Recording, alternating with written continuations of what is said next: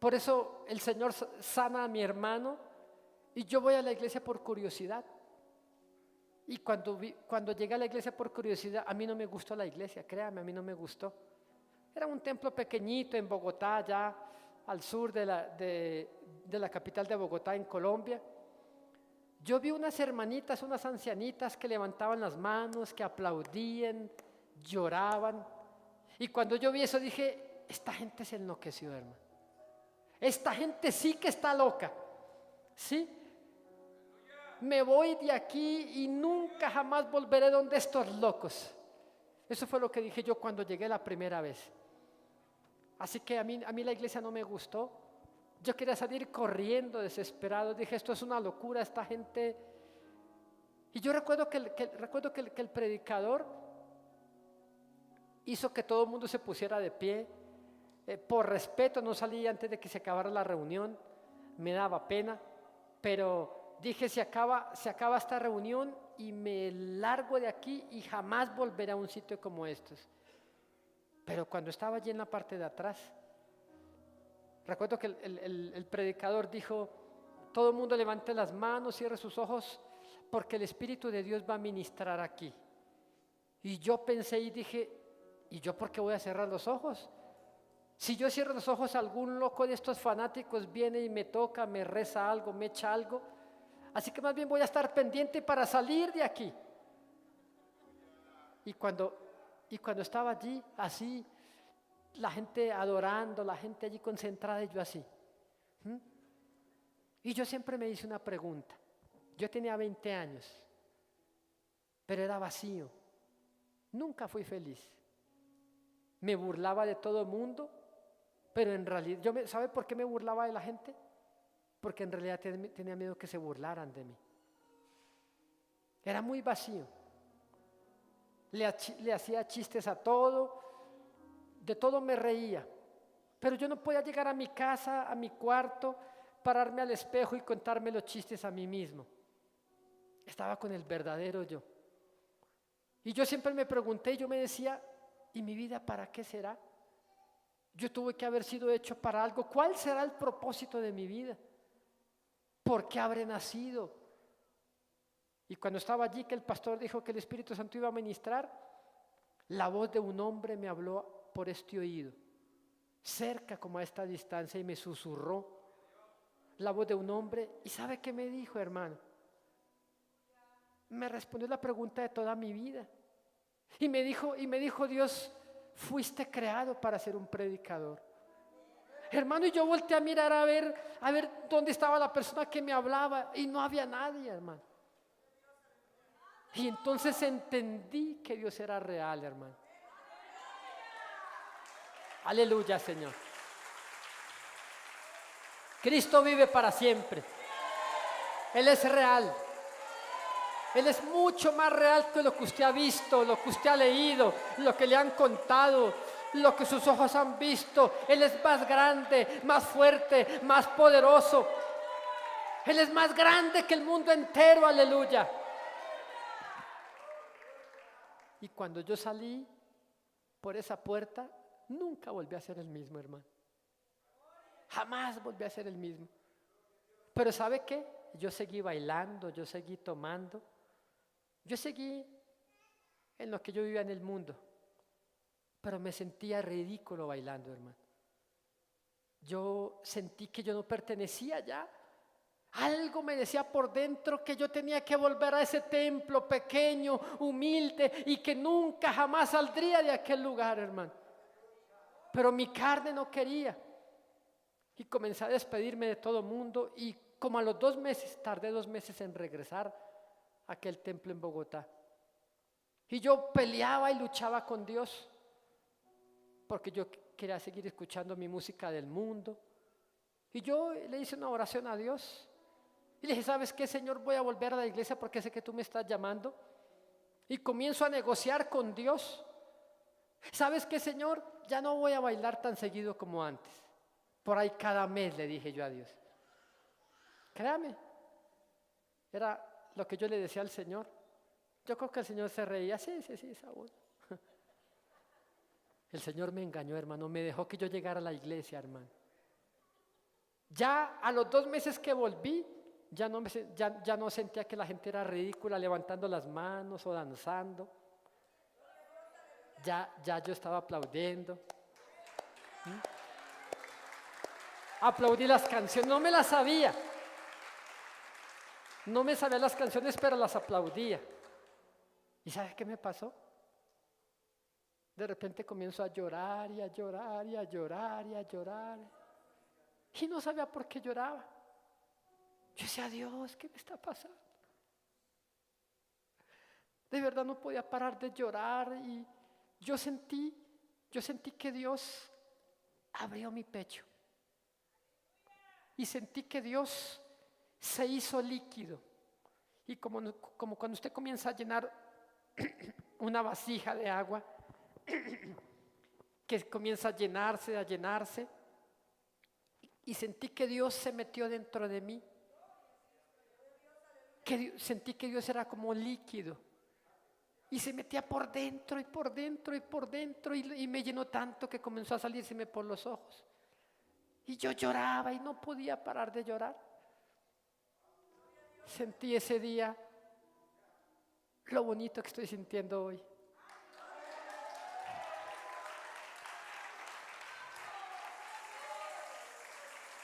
¿Sabe que yo nunca había llorado de felicidad? ¡Wow! Y yo quería gritar, quería correr, quería decirle a todo el mundo que Dios era real. Desde ese día que se metió aquí, nunca se me ha salido.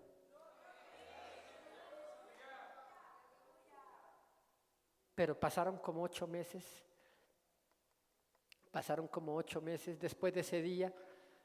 Bueno, yo llegué corriendo a mi casa a decirle a mi esposa que me había convertido a Cristo, que le había entregado mi vida.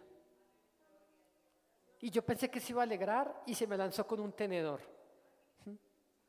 Se me lanzó de verdad. Bueno, pero finalmente ella le entregó su vida a Cristo y comenzamos a ir a la iglesia. Nos casamos porque no éramos casados. Teníamos 2 niñas. Y a los 8 meses entonces estábamos todos los 7 y la iglesia nos quedaba como a hora y media. 2 de ellas tenían 14 años, no las dejaban ir a la iglesia, sus padres eran católicos. Así que entonces decidimos, como no los dejaban ir en las tardes, meternos a la casa a orar, a buscar al Señor y a cantarle. Y entonces llegó Semana Santa, época de vacaciones de escuelas.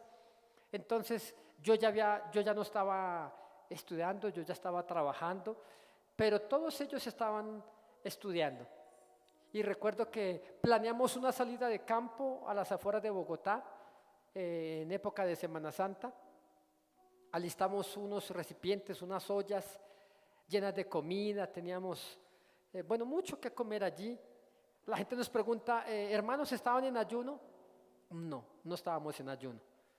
Ese día íbamos a comer bastante, pero teníamos los panderos, teníamos una grabadora con música para adorar a Dios y un balón para jugar fútbol y sobre todo unos corazones bien dispuestos. Algo curioso, gloria a Dios, algo curioso es que nunca hicimos ese día de campo, nunca lo pudimos hacer. Han pasado 29 años, nunca lo pudimos hacer, porque Dios tiene otros planes. Cuando llegamos yo recuerdo que uno de mis compañeros, Ariel, llegó tarde, íbamos a salir como a las 9:30 y él llegó como 1 hora después, eran como las 10:30 de la mañana y apenas llegó Ariel, mire la hora, queremos irnos rápido. Así que nos pusimos en pie, nos tomamos de las manos y comenzamos a orar. Y cuando comenzamos a orar, ya no podíamos parar de orar. La oración se hizo más ferviente, una oración de fuego, una oración poderosa, ¿sí? Y todos los que estábamos allí comenzamos a hablar en otras lenguas. Ahora, como yo estaba tan nuevo y mis compañeros también, de hecho, 2 de ellos tenían 2 meses de convertidos, hermano. Yo llevaba 8 meses, mi hermano Danilo llevaba como 1 año y alguito. Entonces yo pensé que la gente que hablaba en lengua, yo decía, estos hermanos cómo han estudiado para hablar esas lenguas tan tremendas. Yo me imaginaba eso, créame, ¿sí? En mi inocencia o en nuestra inocencia de la palabra, yo pensé que esos hermanos eran muy espirituales, pero cuando aquella oración se hizo mucho más ferviente, una de mis compañeras que estaba al frente comienza a hablar en francés perfecto y fluido. Y en la escuela nos enseñaban inglés y francés en el colegio, pero nadie sale hablando inglés del colegio. Pero ella estaba hablando ahora en francés y yo quedé asombrado. Ella se llama Dora. Así que yo le pregunté a Dora, yo le iba a preguntar, Dora, ¿entiende lo que está hablando? Pero cuando yo le iba a hablar, sentí mi lengua rara, como gruesa, como cuando uno le meten anestesia, ¿sí? Sentí mi lengua rara y entonces yo, en vez de hablarle en español, yo perdí el español por unos instantes. Y comencé a hablarle en una lengua desconocida, pero yo no entendía lo que estaba hablando, yo no entendía lo que le estaba diciendo. Y cuando veo todos los 7, hermano, estábamos hablando en otras lenguas diferentes. ¿Sí? Recuerdo que el Espíritu de Dios nos dio un cántico, porque cuando el Espíritu Santo cayó sobre nosotros, todos también comenzamos a danzar, dábamos vueltas y vueltas allí en un espacio pequeño y ni siquiera nos tocábamos entre nosotros. Era una danza tan bonita. Comenzamos a danzar, pero también nos dio un cántico. Ese cántico nunca se nos olvidó. ¿Y sabe qué era sorprendente? Que todos los 7 no lo sabíamos. No sabíamos qué significaba, pero todos los 7 lo cantábamos al tiempo. El canto dice más o menos algo así como Balí, balí, balí, chalá, basí, yalí, cancana, basí, yalí, cansi, basí. Ese era el cántico y todos los 7 al tiempo cantábamos Balí, balí, balí, chalá, basí, yalí, cancana, basí, yalí, cansi, basí. Y danzábamos Balí, balí, balí, chalá, balí, balí, cancana, basí, yalí, cansi, basí. Una de mis compañeras escribe todo y mientras que cantábamos ella también escribía y nunca le contamos a nadie de esto. Y como a la semana el domingo nos fuimos para la iglesia, le preguntamos a nuestro pastor, pastor, ¿qué significa esto? Le preguntó ella se llama Sandra. Y el pastor la miró y le dijo, mija, ¿usted de dónde sacó esto? No, pastor, solamente dígame si usted sabe qué significa. Dijo, este es el canto de David, dijo el Señor. David, David, David. Era la traducción. David, David, David, cantaba así David. Danzad, danzad, danzad como David. David, David, David, cantaba así David. Danzad, danzad, danzad como David. David, David, David, danzaba así David. Danzad, danzad, danzad como David. ¡Wow! Y yo creo que quedamos más sorprendidos cuando supimos el significado de ese cántico. Y estábamos allí en una gloria pequeñitica sobre nosotros, un Pentecostés que hubo en una casa de allá, en una ciudad pequeña cerca de Bogotá que se llama Soacha, una ciudad donde solamente homicidios, donde solamente asaltos, donde solamente cosas malas se escuchan todos los días. Pero ¿sabe qué dice la Biblia? Que donde abundó la maldad, sobreabundó la gracia, mi hermano. Y cuando estábamos en esto, por la ventana de aquella pequeña sala, de aquella casa, comienza a entrar una luz mucho más brillante que la luz del sol. ¡Wow! Impresionante. Nuestros ojos quedaban como incandescentes porque aquella luz era demasiado brillante, demasiado lúcida. Le aseguro que la luz del sol, si usted se pudiera parar a pleno mediodía y levantar su mirada hacia arriba y si pudiéramos mirar al sol, allí descubriríamos que la luz del sol es opaca, oscura, comparada con aquella luz que había entrado allí. Y yo recuerdo que aparte de esa luz o mejor, en el centro de esa luz estaba la silueta de una persona como de 2,5 metros de altura. Fuerte, grande, poderoso, espléndido. Y entonces yo pensé que me iba a morir. Pensé que ese era mi último día porque aquella presencia era más grande que mi propia vida, hermano. Le aseguro que aquella presencia era tan impresionante, tan gloriosa, tan extraordinaria. No hay léxico, no hay palabras, no hay diccionario que describa su grandeza, su hermosura, su presencia. Y entonces nosotros caímos de rodillas. Nadie nos dijo que nos arrodilláramos. Es que simplemente era imposible estar de pie delante de Él. Yo ni siquiera sabía, hermano. Gloria a Dios, gloria a Dios. Fíjese que yo ni siquiera sabía lo que la palabra de Dios dice en Filipenses 2, 9 y 10. Pero después lo descubrí. Dice, para que ante el nombre de Jesús se doble toda rodilla. Mire lo que dice. Otra prueba de que ya hay gente en el infierno y de que ya hay gente en el cielo. Pablo escribió esto hace 2000 años. Y dice allí, para que ante el nombre de Jesús se doble toda rodilla. Dice ahí, entre los que están. ¿Lo ha leído? Fíjese que ahí no dice los que estarán. Entre los que están arriba en el cielo. O sea que después de que Jesús ascendió, ya había gente en el cielo entonces, a partir de ese momento. Y Pablo por eso pudo escribir, para que ante el nombre de Jesús se doble toda rodilla entre los que están arriba en el cielo, en la tierra y debajo de la tierra. Y toda lengua confiesa que Jesucristo es el Señor, que Jesucristo es Dios. Y yo entendí algo. Todos los seres humanos estamos destinados a doblar nuestras rodillas ante el nombre de Jesucristo. Pero ocurrirá así: el que lo hace aquí en la tierra, lo hará en los cielos. El que no lo hace aquí en la tierra, lo hará en el infierno, cuando sea demasiado tarde. Pero toda rodilla se dobla ante Él, aún en el infierno, hermano. Entonces Él comenzó a entrar y entró con muchísimos ángeles, y los ángeles eran como de 2 metros. Cada ángel, entraban muchos ángeles volando, sus alas eran espléndidas. Mire, cada ángel, sus alas extendidas, quizá era como de la pared, quizá como hasta por aquí. Cada ángel con sus alas extendidas, cerraban sus alas y unos se postraban a este lado y otros entraban y se postraban a este lado,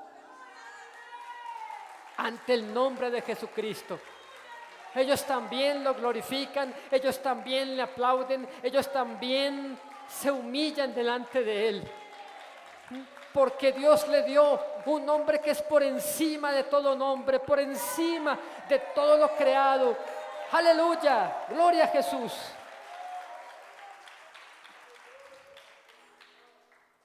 Entonces, comenzamos a verle a Él. Estábamos de rodillas, aunque nadie nos dijo que nos arrodilláramos. Simplemente era imposible estar de pie delante de Él. Su cara, su rostro era mucho más brillante que todo su cuerpo. No se le podía ver su cara. Yo volteaba a mirar a mis compañeros, a ver si alguno le reconocía la cara a aquel personaje. ¿Y sabe por qué? ¿Sabe por qué yo los volteaba a mirar a ellos? Porque yo decía dentro de mí, no puede ser el Señor. Es imposible que sea Él. ¿Sabe por qué pensaba eso? Porque yo decía, Dios, si Dios le habla a un profeta, a un predicador, a un evangelista. Pero nosotros éramos los muchachos del aseo de la iglesia, hermano. ¿Qué nos iba a hablar a nosotros? Nunca habíamos predicado, nunca nos dejaron ni siquiera leer un salmo. ¿Cómo era posible que Él nos hablara a nosotros? Por eso en mi mente decía, no puede ser el Señor. No, mi mente luchaba con eso. Así que Él comenzó a hablarnos en español, un castellano, un español como antiguo, pero cuando habló, sus palabras traspasaban nuestra alma. Pero su cabello era largo, como hasta la altura de los hombros, como del color del oro puro. Impresionante.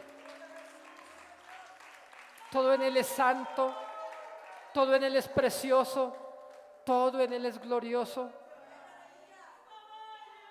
En su corona, en su cabeza tenía puesta una corona de oro puro, llena de piedras preciosas. Allí conocí la cornarina, el topacio, el crisólito, el ónice, el berilo. Espléndida su corona.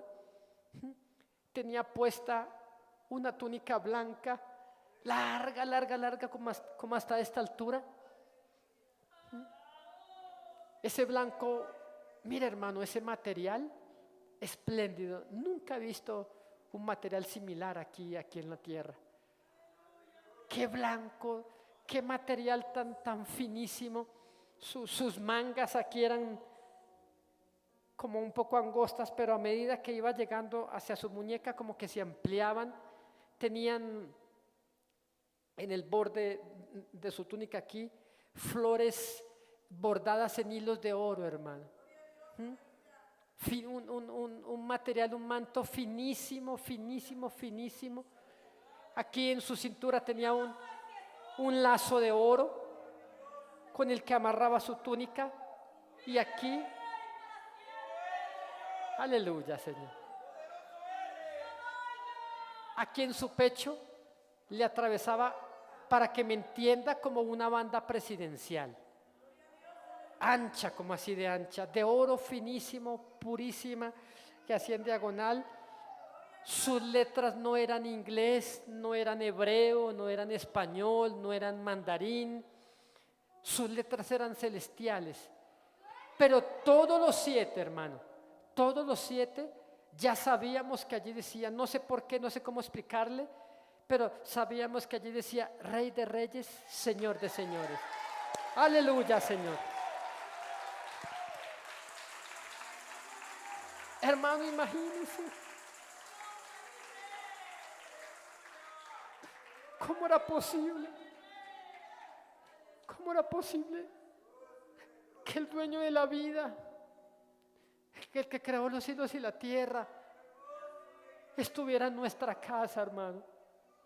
Una casa humilde, una casa donde antes quizás se practicaron muchos pecados, pero él entró a esa casa de un fraccionamiento allá en Bogotá. ¿Y sabe qué me aterró? O no me aterró, pero me impresionó, que aquí, en esta parte, tenía un agujero como así de grandote, que traspasaba su muñeca de lado a lado, igual en esta parte.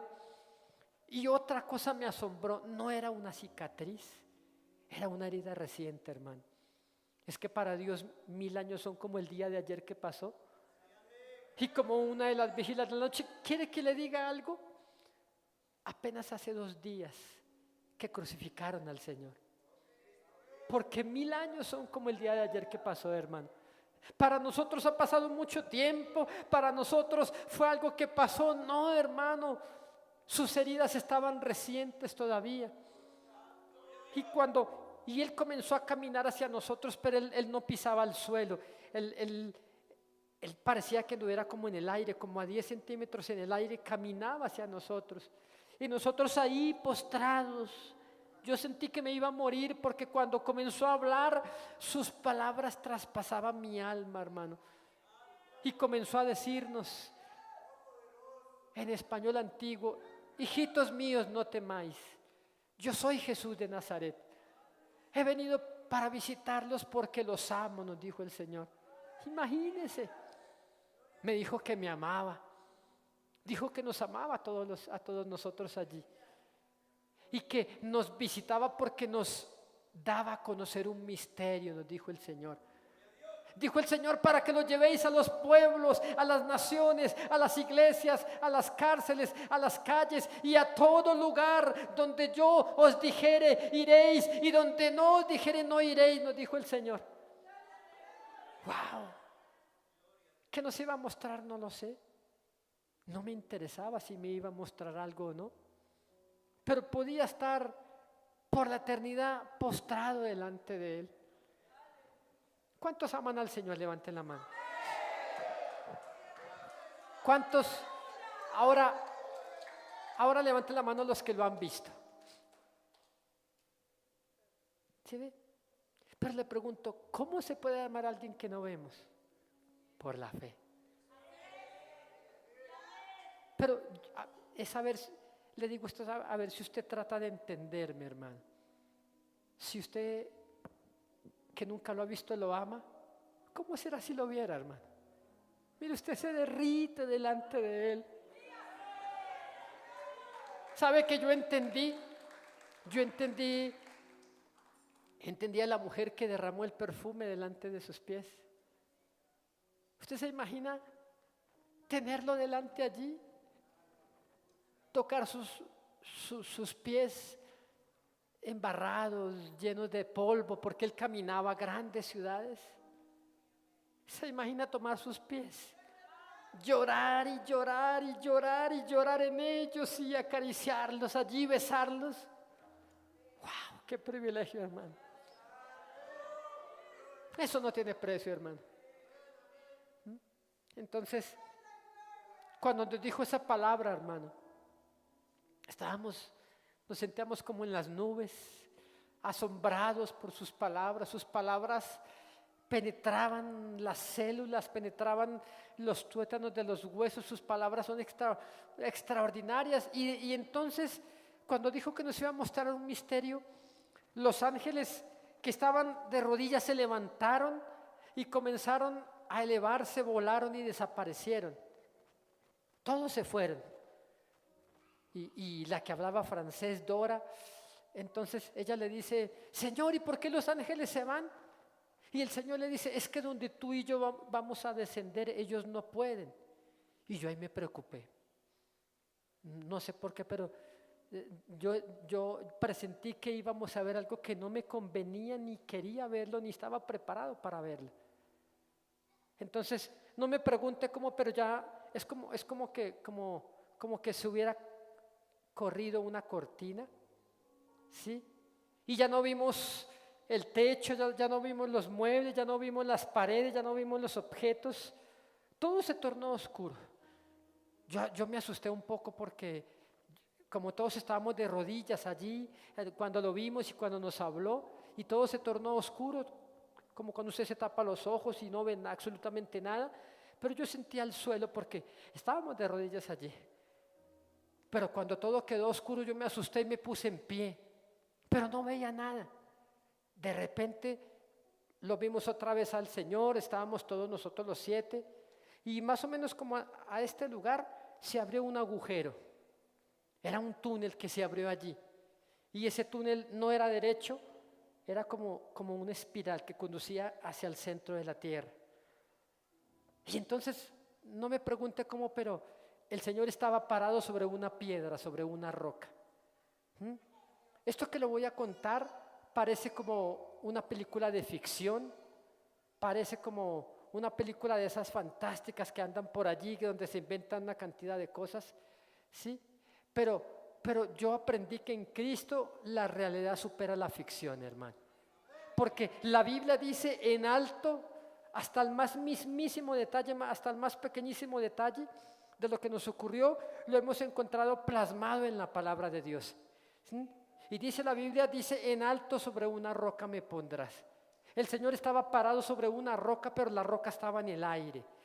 Y el Señor extendió su mano a una de mis compañeras, a mi esposa. Fue la primera que extendió su mano y le dijo, sube sobre esta roca. Así que ella tomó la mano del Señor y saltó sobre esa roca. Y de repente comenzaron a descender como si fuera una especie como de ascensor. Pero para que me entienda, todo lo que ella veía, lo veíamos nosotros. No sé cómo explicarle esto. ¿sí? Ella comenzó a descender lentamente allí, por aquel túnel comenzó a llorar, comenzó a gritar, decirle: Señor, por favor, no me lleves a ese lugar, no quiero ver, Señor. Y el Señor le decía: es necesario que veas, que cuentes y que le muestres al mundo, que le digas al mundo lo que están a punto de ver, decía el Señor. Y mientras que más se bajaba por aquel túnel, comenzamos a escuchar los gritos que los científicos rusos escucharon, hermano. Mire, unos gritos aterradores, impresionantes. Sabíamos, hermano, que esos gritos no podían ser de esta tierra, porque gritaban de una forma indecible, de una forma imposible de describir. Sabíamos que si alguien gritaba de esa forma era porque estaba soportando tormentos o torturas impresionantes que no existen en este planeta Tierra. Y mientras más bajábamos por el túnel, después cada uno en turno, todos tomados de la mano del Señor, descendíamos por aquel túnel. Y entonces los gritos eran horribles, espantosos. Y aparte de los gritos, muchas veces queríamos tapar los oídos para no escuchar aquellos gritos, pero aunque los tapara, seguíamos escuchándolos. Muchas veces quisimos tapar nuestros ojos para no mirar lo que estábamos viendo, pero aunque cerrara mis ojos y aunque tapara mi rostro, a través de ellos podía ver también. Entonces, aparte de los gritos, comenzamos a sentir un olor a carne podrida, un olor inmundo, un olor putrefacto, un olor espantoso que sentíamos deseos de vomitar dentro de aquel túnel. Tapamos la nariz, pero otra vez seguíamos sintiendo el olor, y hasta que finalmente aquel túnel, aquella velocidad se terminó, y una vez que terminó, aquel lugar comenzó a temblar. Varios años después, leyendo la Biblia, me encontré un versículo que dice que los cimientos de la tierra tiemblan delante de la presencia del Señor, hermano. Gloria al nombre de Jesús.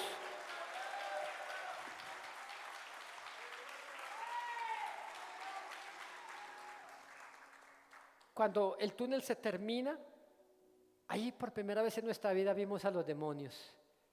Figuras grotescas, figuras inmundas, espantosas, que salieron aterrorizados, como cuando alguien abre la tapa de una alcantarilla y hay muchos ratones y salen espantados huyendo. Así salieron espantados huyendo por la presencia del Señor, hermano. Le temían, estaban espantados, huyendo, aterrorizados los demonios que salieron en todas las direcciones huyendo. Y entonces, cuando llegamos a ese lugar, otra de mis compañeras, Jenny, que estaba aterrorizada, que estaba llorando, asustadísima, le dijo, porque el Señor nos dijo: hijos, este es el reino de las tinieblas, el infierno mismo, dijo el Señor. Y entonces Jenny le dijo: Señor, ¿y si este es el infierno, dónde está Satanás? El Señor le dijo esa primera vez: se encuentra rodeando la tierra. No sé, 6 meses, 1 año, no sé cuánto, leyendo el libro de Job, me encuentro con aquel versículo. Mire, leer la Biblia para nosotros ha sido sorprendente, porque primero nos mostró y después lo encontramos en la Biblia nosotros. Y leyendo, de repente estábamos leyendo algún libro, ¡wow! Esto lo vimos, yo estuve en aquel lugar, y de forma sorprendente. Entonces se abrieron miles de entradas, cientos y cientos de miles de entradas. Eran como cuevas, no eran puertas bonitas, ni cuadradas, ni rectangulares, eran puertas como de cuevas en roca, bruscas.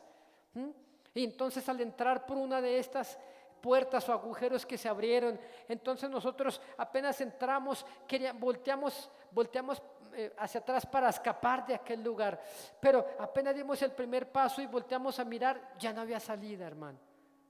Así que estábamos aterrorizados, pensando que el Señor nos iba a arrojar a ese lugar. Mire, yo me acordaba de todos mis pecados, porque aquí en la tierra la gente se justifica. No, hermano, pero es una mentirita piadosa. No, hermano, delante de Dios no hay pecado pequeño. Todos los pecados son gigantescos y todos los pecados parecen como un abismo que nos separa de Él. Por eso el Señor decía: hijos, dile a mi pueblo que sin santidad ninguno me verá, decía el Señor. Entonces eso nos ratificaba cada rato, que le dijéramos a su pueblo. Por eso el Señor me dijo que le dijera a usted, hermano, que usted debe ser santo y santa, que usted debe arrepentirse de sus pecados, dejar lo malo, hermano, apartarse de lo malo. Entonces cuando comenzamos a mirar, aquel lugar estaba lleno de millones de llamas de fuego. Vimos como un valle impresionante, ¿sí? Que hasta donde alcanzábamos a mirar, hermano, era lleno de llamas de fuego, entre 2,5 metros y hasta 4 metros de altura.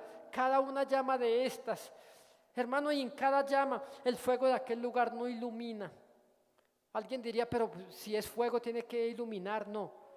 Lo que pasa es que allí la oscuridad, de hecho allí no hay oscuridad, allí hay tinieblas. Mire, al estar en aquel lugar y al colocar nuestra mano frente a nuestro rostro, a esta distancia ya no la podíamos ver, porque era tan oscuro. Se podían literalmente como palpar, la oscuridad era densa. No se podía casi respirar en aquel lugar. Se sentía un sofoco horrible, se sentía mucha dificultad para respirar. Aparte de eso, el calor era abrasador, el olor era espantoso, horrible el olor. Y estábamos muy cerca a las llamas de fuego, sino que nosotros íbamos tomados de la mano del Señor. Pero había una llama muy cerca y si retrocedíamos de esta llama, me acercaba a otra que había acá. Y si me alejaba de esta, aquí había otra llama, como 1,5 metros entre llama de fuego y llama de fuego. Y en cada llama estaba el alma de una persona que había muerto y que se encontraba en aquel lugar. Y la gente que estaba allí, ellos gritaban desesperadamente y se movían de forma frenética queriendo escapar de aquel fuego. Pero no podían, solamente veíamos las siluetas de ellos, aterrorizados, espantados, queriendo salir del fuego. Y gritaban y llamaban al Señor y le decían: Señor, Señor, que pare, Señor, ten misericordia de mí, Señor, dame una oportunidad. Allí nadie le gritaba, nadie llamaba a Buda, hermano, nadie llamaba a Mahoma. Nadie llamaba a ningún otro ídolo, hermano. Toda la gente reconocía solamente a Jesucristo. Toda la gente allí, pero era tarde para ellos.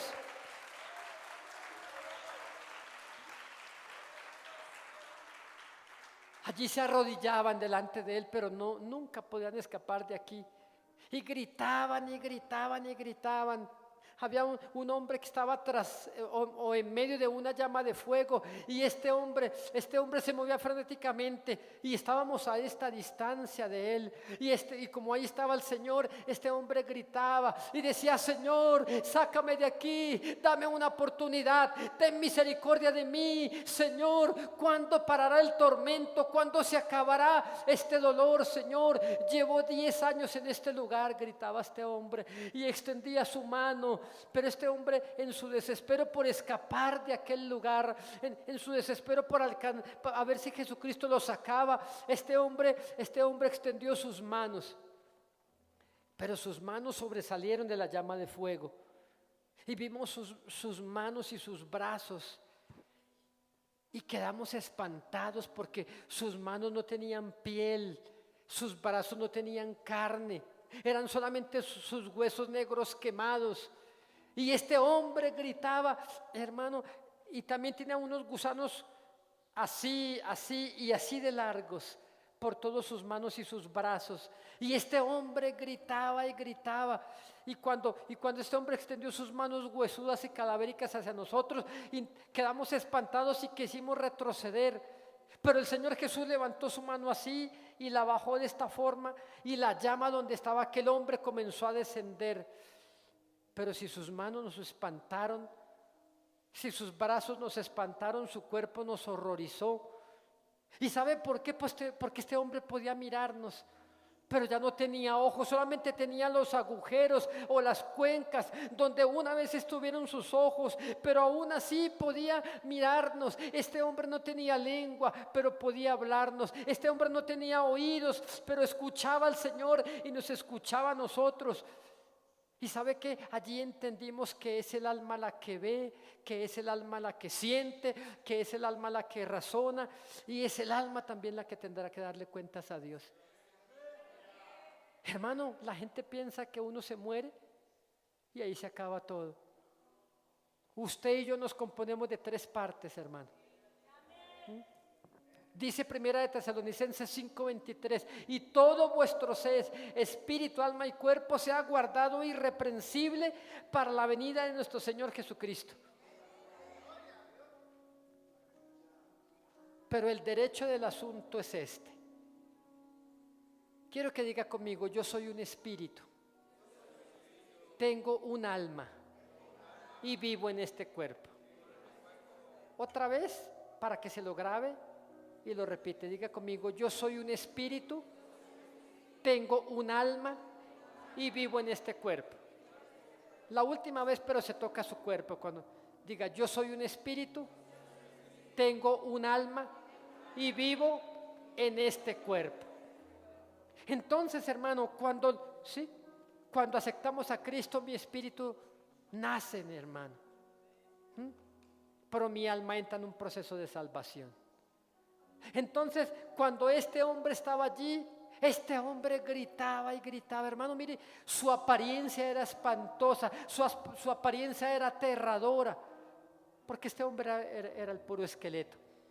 Tenía trozos de cabello y piel en su cabeza, no tenía ya casi labios, no tenía lengua, tenía trozos pequeños de carne en su rostro, ¿sí?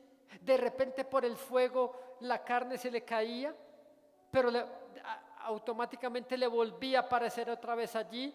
Y este hombre gritaba y gritaba y gritaba. Y aquí en esta parte de su pecho tenía una placa rectangular, así, incrustada dentro de su pecho. La placa era de metal, pero ese metal nunca lo hemos visto aquí en la tierra. No sé qué metal será, pero es un metal que el fuego no le hace nada, hermano. Y su placa metálica no se calentaba, no se quemaba, el fuego no le hacía nada. Y un letrero que decía, estoy aquí por borracho. Primera los Corintios 6:10. Yo no sabía que era Corintios, yo llevaba muy poco tiempo en la iglesia.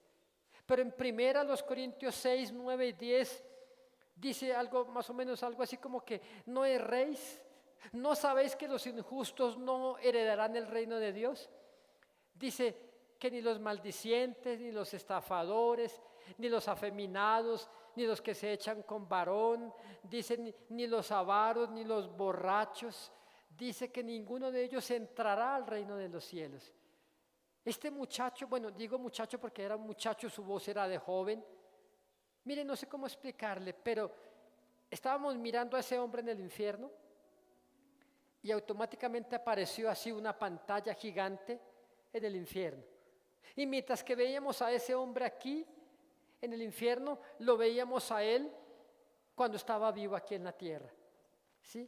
Y este hombre, entonces el Señor nos mostró los últimos instantes de la vida de Luis, este hombre se llamaba Luis, ¿sí? Y este hombre estaba sentado en una mesa, este hombre estaba en una cantina, en un bar, en una discoteca, no sé.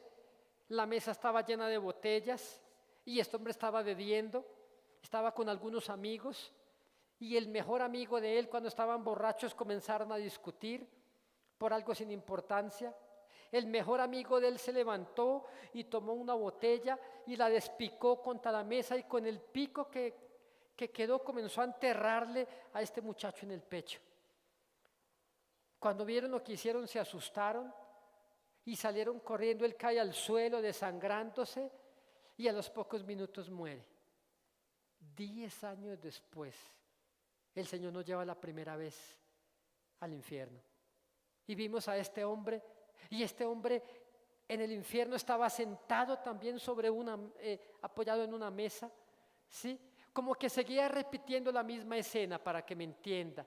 La mesa estaba llena de botellas, pero no tenían licor, ni tequila, ni aguardiente, ni cerveza, sino que la mesa estaba llena de botellas muy similares de forma a la forma de una cerveza. Y este hombre, dice San Juan 8:34, 37, si no estoy mal, dice que el que hace pecado es esclavo del pecado. Todos los seres humanos, hermano, están esclavizados por algún pecado. Solamente los que hemos sido libres a través de Jesucristo, porque si el Hijo os libertare, seréis verdaderamente libres, hermano. Aleluya, Señor.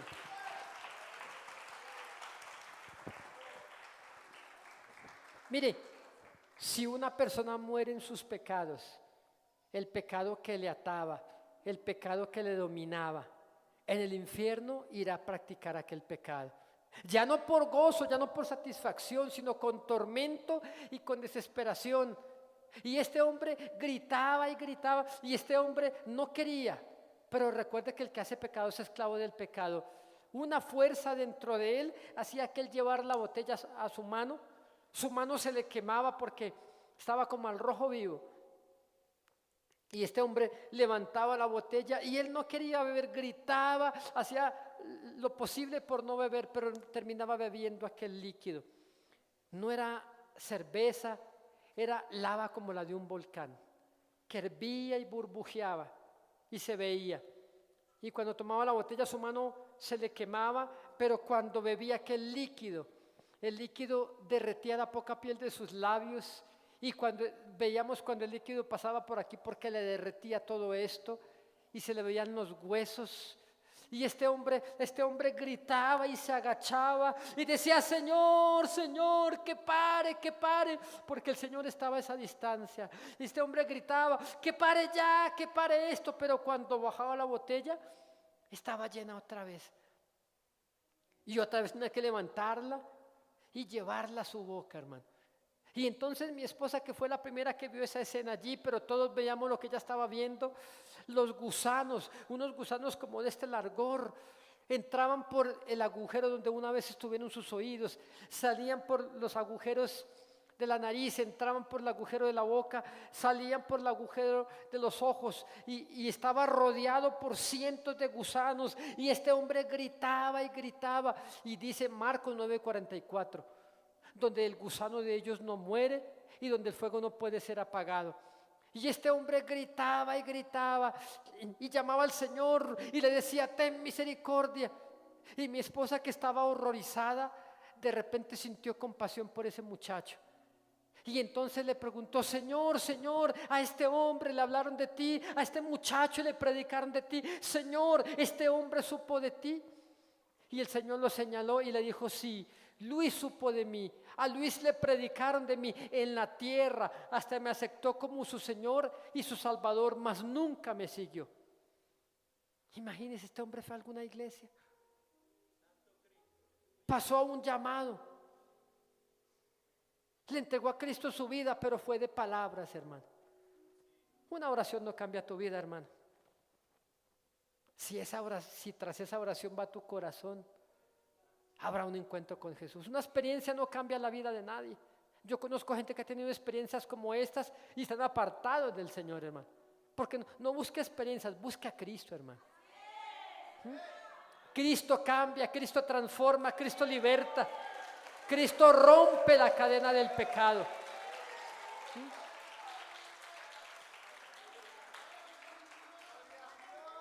Nos están viendo en vivo, ¿cierto, pastor? Ok. Pero hermano, mucha gente que nos ha escuchado, mucha gente que ha escuchado este testimonio. De hecho, hemos llegado a iglesias y mi esposa, que fue la primera que vio esto, entonces ella veía, ella podía ver gente aún en el público que estaba bebiendo sobre el fuego. Perfectamente podría decir: la persona que está allá, usted está emborrachándose en lo oculto. Porque Dios comenzó a mostrarnos toda esa cantidad de cosas. Y este hombre gritaba y gritaba. Y cuando este hombre lloraba, el Señor extendió su mano, pero el Señor comenzó a llorar también. Y el Señor le dijo: Luis, es tarde para ti. Muchas oportunidades te di. Ahora la muerte te ha sorprendido sin mí. Y estarás en este lugar para siempre, le dijo el Señor. Y gusanos serán tu cama y gusanos te cubrirán. Y la llama que había bajado se levantó y lo cubrió de nuevo. 29 años después todavía está allí. Creemos que murió como de 25 años. Este muchacho lleva más tiempo en el infierno que lo que vive aquí en la tierra. Porque lo vimos la primera vez hace 29 años, pero llevaba 10. Este hombre lleva casi 40 años en el infierno, hermano. ¿Y sabe qué dice Apocalipsis? Y el humo de su tormento sube por los siglos de los siglos, y no tendrán reposo ni de día ni de noche. Aunque pasen 1000, aunque pasen 2000, aunque pasen 100 millones de años, esa gente, hermano, estarán ya no en aquel lugar, sino en un lago que arde con fuego y con azufre, que es la muerte segunda. ¿Valdrá la pena arriesgar el alma por un miserable pecado? Todos ustedes, usted y yo somos débiles en algo, hermano. Hay algo que nos tienta, hay algo que nos atrae hacia lo malo. Ore por esa área, cuídese en esa área, hermano. Escape por su alma, escape por su vida. Es mejor perder un par de amigos aquí en la tierra y no perder nuestra corona en el reino de los cielos, hermano. Gloria a Jesús.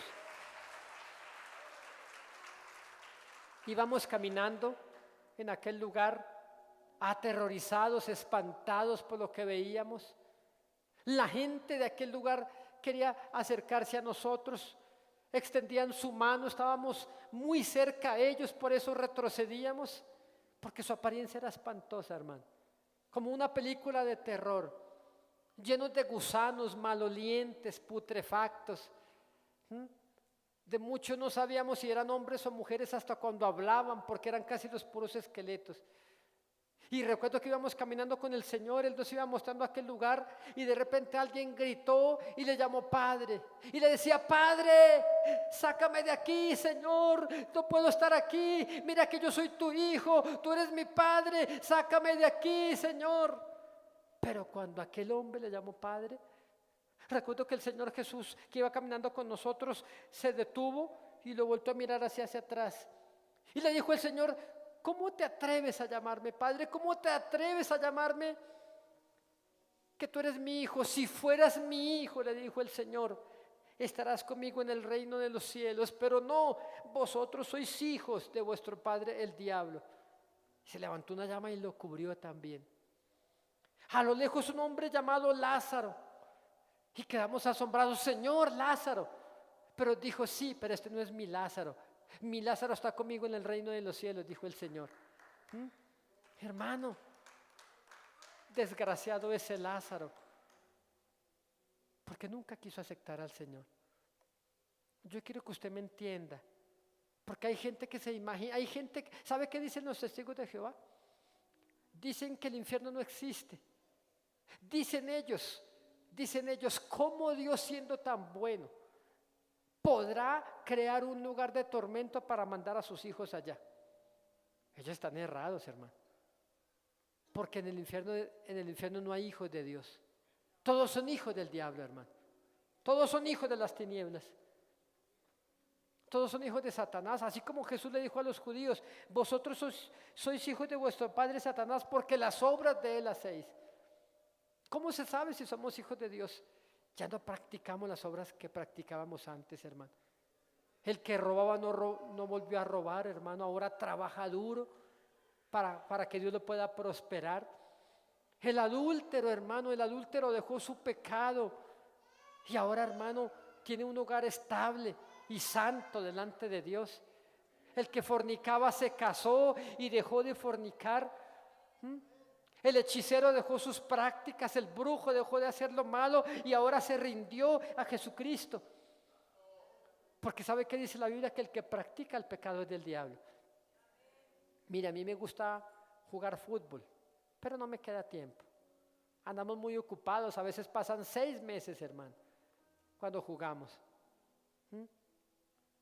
Pero el que practica una y otra, el que practica el pecado es del diablo, así se sepa la Biblia.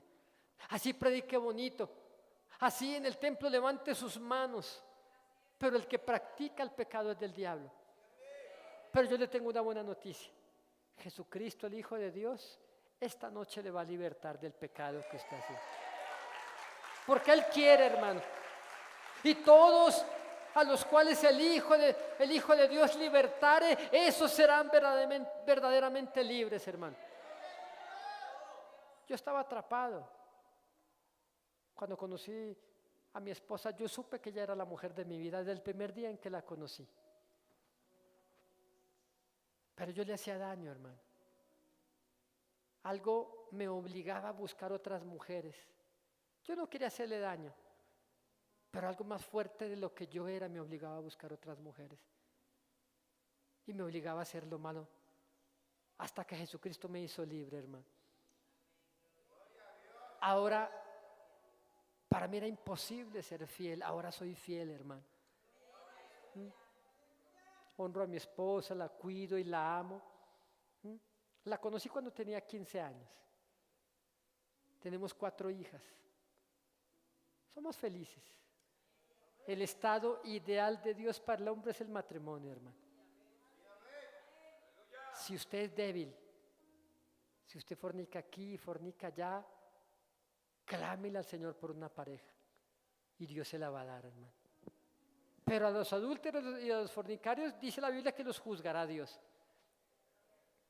Entonces, lo que le quiero aclarar es que Dios no manda a nadie al infierno, hermano. El infierno es como un imán que arrebata a los pecadores. Dice, todos los pecadores serán trasladados al Seol. Dice, ¿cómo fueron ellos arrebatados de tu mano? El Seol arrebata a los pecadores, hermano. ¿Sí? Cuando alguien muere, la naturaleza que predomine en esa persona literalmente le atraerá hacia el infierno o le llevará al reino de los cielos, hermano. Por eso, si usted está atrapado, hoy Jesucristo le puede libertar. Le puede hacer libre, hermano, de todo eso, como lo hizo conmigo. Entonces la gente que estaba allí gritaba desesperadamente y llamaba al Señor y pedía misericordia y pedían que lo sacaran de allí. Muchos rogaban y decían, sácame de aquí, aunque sea un instante, por favor, ten misericordia de mí, dame una oportunidad. Le gritaba la gente al Señor. Vimos un hombre que aquí en la tierra había sido un sacerdote católico.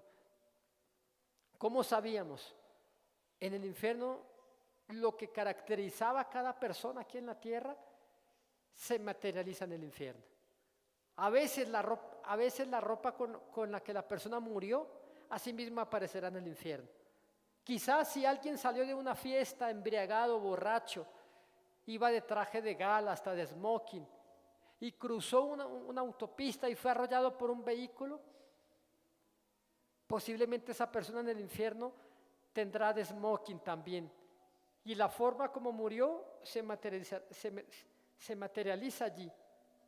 Y la gente por eso gritaba y suplicaba, pero había un hombre colgado, y este hombre estaba colgado de unas cadenas suspendidas y estaba colgado en una pared. Estaba colgado en la pared, tenía puesta una sotana de sacerdote. Aquella sotana estaba llena de agujeros, tenía pequeñas llamas de fuego por todo su cuerpo. No era una llama entera como en muchos otros, tenía pequeñas llamas. Estaba colgado en la pared, atado de unas cadenas, y este hombre intentaba zafarse de las cadenas cuando vio a Jesús. Gritaba y decía, Señor, Señor, sácame de aquí, Señor, bájame de aquí, dame una oportunidad. Gritaba este hombre se llamaba Andrés. Intentaba zafarse de las cadenas. Sácame de aquí, Señor, sácame de aquí, ten misericordia, Señor, te prometo. Este hombre decía, te juro, Señor, que si me das una oportunidad, Señor, iré por el mundo entero, le contaré a todos que el infierno existe, le hablaré a todos que el infierno es real, Señor, le advertiré al mundo entero que este lugar existe y que la paga del pecado es muerte, pero sácame de aquí, dame una oportunidad. Y este hombre, hermano, su placa metálica no decía por idólatra ni nada de eso, que en lógica debería serlo. Pero su placa decía, estoy aquí por robar. Y sabe, en una pantalla gigante también, vimos a este hombre Andrés, estaba vivo aquí en la tierra. Cuando habían tragedias, inundaciones, qué sé yo, tragedias naturales, temblores. Este hombre decía en su iglesia que recogía donaciones, recogía víveres, comida, ropa y dinero en efectivo para llevar a la gente necesitada. Pero en la madrugada veíamos ahí este hombre cómo salía de su casa para que nadie lo viera, metía los víveres, metía la ropa y se iba y la vendía y tomaba el dinero para él. Este hombre usaba el nombre de Dios para robar. ¿Sabe usted cuánta gente hay así por el mundo, hermano? Mucha gente hay así. Hermano, hay gente que usó el Evangelio Santo para enriquecerse, hermano. Miserables de ellos, porque el Evangelio es santo. El Evangelio es puro, hermano. El Evangelio es extraordinario y solamente a través de la locura de la predicación es que, dice la Escritura, que a Dios le plació salvar al mundo a través de la locura de la predicación. Este hombre usó el nombre de Dios para robar. Y el Señor Jesús le preguntó cuando estaba allí colgado en la pared lleno de fuego y de gusanos. El Señor le dijo: Andrés, ¿alguna vez te predicaron mi palabra? Y mientras que él narraba, también vimos en la pantalla. Y este hombre dijo que en una ocasión 2 mujeres creyentes, 2 mujeres cristianas fueron a su iglesia católica a predicarle el Evangelio, a predicarle arrepentimiento, pero que él no quiso creer y la sacó corriendo a patadas de aquel lugar. Y entonces el Señor de nuevo le dijo esa palabra, le dijo: Andrés, Andrés, es tarde para ti. Gusanos serán tu cama, le dijo el Señor, y gusanos te cubrirán. Pero vimos un demonio frente a él. Y ese demonio, cuando aquel hombre lloraba y se entristecía, aquel demonio imitaba sus gestos y se burlaba de él. Y era un espíritu de tristeza, nos dijo el Señor.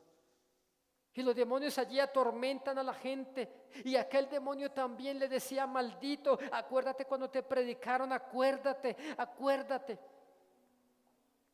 Muchos, como unos 7, 8 tormentos contamos en cada persona. En cada persona contamos como 8 tormentos. Uno, el fuego, hermano. Dijo el Señor: hijos, el fuego del infierno está alterado en miles y miles y miles de grados con respecto al fuego de la tierra. Y si con el fuego de la tierra se puede jugar, con el del infierno no. Pastor, ¿qué tiempo tengo? ¿Ya? Es totalmente imposible que le cuente el testimonio en un día, hermano. Póngase en pie, por favor.